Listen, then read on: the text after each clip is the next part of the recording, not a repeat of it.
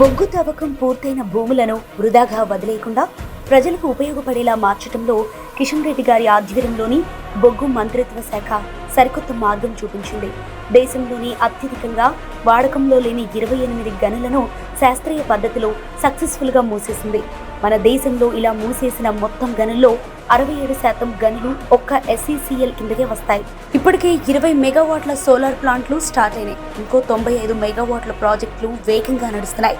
పాత గనుల దగ్గర కేనాపారా లాంటి సూపర్ ఎకో పార్కులు లక్షలాది చెట్లతో పచ్చదనం పరిచారు.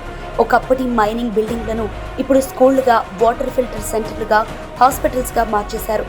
గని నీళ్లలో చేపల పెంపకం మొదలుపెట్టి రోజువారీ కుటుంబాలకు ఏడాదికి 3 లక్షల దాకా ఆదాయం వచ్చేలా బాటలు వేశారు.